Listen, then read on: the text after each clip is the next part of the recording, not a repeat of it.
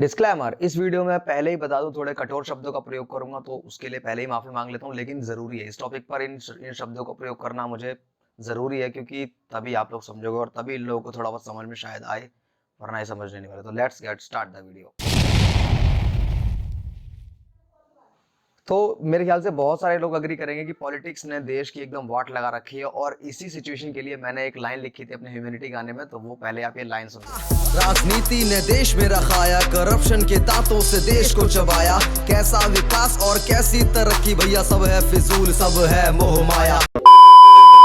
तो दोस्तों, यूपी में इलेक्शन चल रहे हैं और यूपी देश का बहुत बड़ा सूबा है, बहुत बड़ा राज्य है, पॉपुलेशन के मामले में सबसे ज्यादा है। तो वहां पर चल रहा है इलेक्शन, तो बहुत बड़ी बात है और बहुत सारी खटपट होनी थी। तो इसी मामले में आज से 2 दिन पहले चलते हैं। 17 फरवरी को क्या हुआ? KRK को आप जानते हो, पता नहीं कैसा सेलिब्रिटी है, कौन से जानता है, मुझे तो एक नंबर का चूतिया लगता है।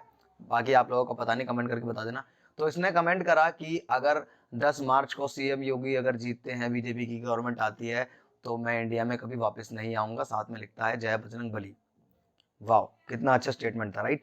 लेकिन ऐसे लोग वो होते हैं जिनको थूक कर चाटने की बहुत ज्यादा आदत होती है, और इसका प्रूफ मैं आपको देता हूं। 2014 में जब बीजेपी की गवर्नमेंट आएगी, तो 16 मई को इसने ट्वीट किया था इस फोटो के साथ, जिसमें शोएब अख्तर इसके साथ में, और इसने कहा था कि PM मोदी, यानी कि मोदी जी जो है इलेक्शन जीत चुके हैं, अब देश के PM बन चुके हैं, तो अब मैं इंडिया नहीं आऊंगा, टाटा बाय बाय इंडिया, ऐसा कुछ उन्होंने लिखा था।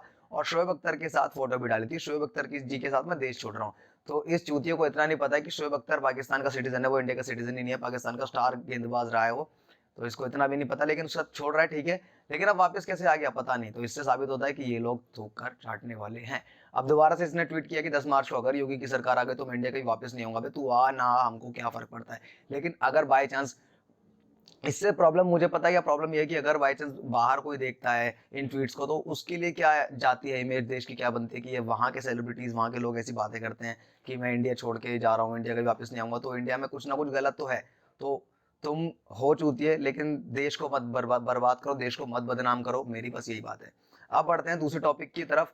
17 फरवरी से लगभग 20 दिन पहले 29 जनवरी 2022 को, जब एक मशहूर शायर है मुनव्वर राणा, जो अपनी शायरियों में ज्यादातर रोते रहते हैं, आई डोंट नो क्यों, लेकिन वो ज्यादातर दर्द भरी शायरियां ही लिखते हैं। लेकिन उन्होंने एक स्टेटमेंट दिया था। उन्होंने ये स्टेटमेंट दिया था कि जो यूपी है वहां पर मुसलमानों में बहुत ज्यादा जो है वो दबाव है। यहाँ के मुसलमान दबाव में है, और इतना दबाव है कि कोई कुछ बोल नहीं सकता है। तो अगर अब की बार बीजेपी की सरकार बनती है, तो मैं पलायन कर जाऊंगा।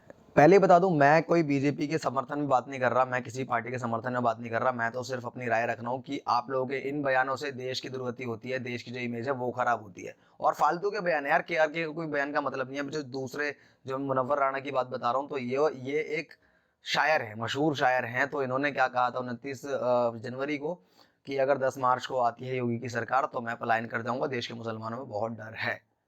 तो जनाब, शायद आपको नहीं पता, मैं आपको बताता हूँ। 8 से 11 साल पुराने आंकड़े हैं मेरे, क्योंकि उसके बाद दोबारा जनगणना 2021 में हुई नहीं। कोरोना की वजह से लॉकडाउन लग गया था, तो जनगणना हो नहीं पाई। तो 2011 के ही आंकड़े हैं। उन आंकड़ों के हिसाब से जो यूपी में टोटल मुसलमानों की संख्या है, जनसंख्या है, वो 19.3 है। लगभग कभी करीब 20% जो पूरी जनसंख्या के लोग हैं वो मुस्लिम हैं। और ये बहुत बड़ा आंकड़ा होता है। हिंदू के बाद सिर्फ मुसलमान ही है जो सबसे ज्यादा मेजोरिटी में यूपी में है। तो वो एक जो तुम्हारी कम्युनिटी है मुसलमानों की, वो दम रखती है यूपी में किसी भी सरकार को लाने में या सरकार को मिटाने में। तो अगर तुम्हारी कम्युनिटी में इतना दम है ना, तो पलायन करने की तुम्हें पहली बात तो जरूरत नहीं है। अगर तुम्हें जरूरत पड़ रही है पर्सनली, तो तुम अपनी कम्युनिटी पे ही ट्रस्ट नहीं करते हो, मुस्लिम कम्युनिटी पे ट्रस्ट ही नहीं करते हो कि वो लोग कर पाएंगे। क्योंकि अगर प्रॉब्लम होती तो सबको होती ना, प्रॉब्लम होती तो सबको होती, या फिर कुछ लोग होती, आप अकेले ही जो पलायन करने पर तुले पड़े हो।